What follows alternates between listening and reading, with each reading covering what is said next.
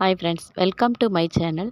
இன்றைக்கி வந்து டிசம்பர் பூ அதுதாங்க எங்கள் வீட்டு தோட்டத்தில் எங்கள் ஊருக்கு போயிருந்தோம். அங்கே பறிச்சிருந்தோம். அதை உங்களுக்கு காமிக்கலான்னு ஒரு வீடியோ போட்டிருந்தேன். அந்த டிசம்பர் செடி வந்து இப்போ வீடியோவில் காமிச்சிருக்கேன். இது வந்து நாங்கள் அரும்பாவே பறித்து வரோன்றதுனால கட்டி வச்சுட்டு இருந்தாங்க. அந்த பூ எடுத்துகிட்டு காமிச்சிருக்கேன். இது இந்த டிசம்பர் பூ இந்த டிசம்பர் மாதத்தில் மட்டும் பூக்கிறதுனால டிசம்பர் பூ ஒவ்வொரு கலரில் இருக்கும். ஆனால் இப்போ வந்து எந்த செடி இல்லை, இது ஒரு கலர் மட்டும்தான் இருந்தது. இங்கே பாருங்கள், அரும்பு இருந்ததை வந்து பறிச்சிருக்கோம்.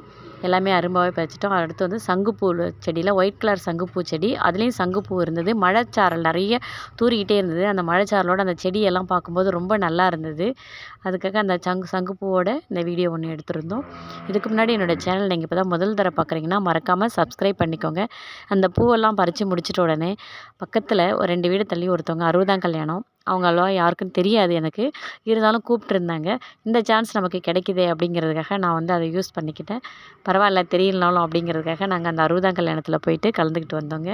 இந்த மாதிரி உங்களுக்கும் ஒரு சான்ஸ் இருந்ததுன்னா கண்டிப்பாக மிஸ் பண்ணாமல் 60ஆம் கல்யாணம் 80ஆம் கல்யாணம் இருந்ததுன்னா கண்டிப்பாக போயிட்டு கலந்துக்கலாங்க.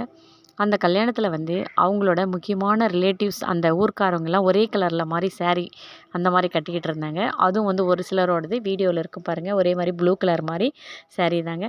அந்த ஊரில் வந்து அவங்க ரிலேட்டிவ்ஸ் யாராக இருந்தாலும் இந்த மாதிரி ஒரு பழக்கம் இருக்குதுங்களாம். ஒரு ஃபங்க்ஷன்னா ஒரே கலர் saree, கோவில் ஃபங்க்ஷன்னாலும் ஒரே கலர் saree கட்டிட்டு போவாங்களாம். அந்த மாதிரி போட்டிருந்தாங்க. இப்போ வந்து ஐயர் வந்து அர்ச்சனை பண்ணி அந்த தாலி வந்து மாங்கல்யம் வந்து எல்லாருக்கும் பெரியவங்க கிட்ட ஆசீர்வாதம் பண்ணி கொடுத்துட்டு தாலி கட்டுறதுக்கு ரெடி ஆகிட்டு இருக்காங்க. தாலி கட்டி முடித்த உடனேங்க அவங்க வந்து அவங்களோட மூத்தவங்க இருக்காங்க இல்லைங்களா, அந்த அம்மாவோட மூத்தவங்க, அவரோட அந்த ஐயாவோட மூத்தவங்க கிட்ட எல்லாம் வந்து அவங்க ஆசீர்வாதம் வாங்கிட்டு இருந்தாங்க. காலில் விழுந்து அவங்களோட கால் வந்து பாத பூசை எல்லாம் பண்ணி ஆசீர்வாதம் வாங்கிட்டு இருந்தாங்கங்க.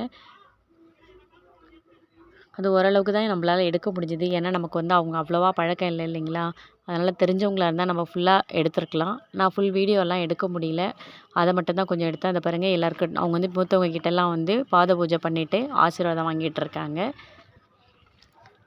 அடுத்து முடிச்சுட்டு லஞ்ச் நல்லா ப்ரிப்பேர் பண்ணியிருந்தாங்க. லஞ்சை சாப்பிட்டு முடிச்சுட்டு கிளம்பி வந்துட்டேன். இந்த வீடியோ உங்களுக்கு பிடிச்சிருக்குன்னு நினைக்கிறேன். இந்த மாதிரி சான்ஸ் யாராருக்கெல்லாம் கிடைச்சிருக்குதுன்னுட்டு மறக்காமல் கமெண்ட் பாக்ஸில் கமெண்ட் பண்ணுங்கள்.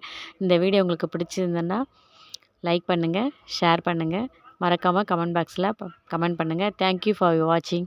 பாய். அடுத்த வீடியோவில் நான் சந்திக்கிறேன். தேங்க்யூ.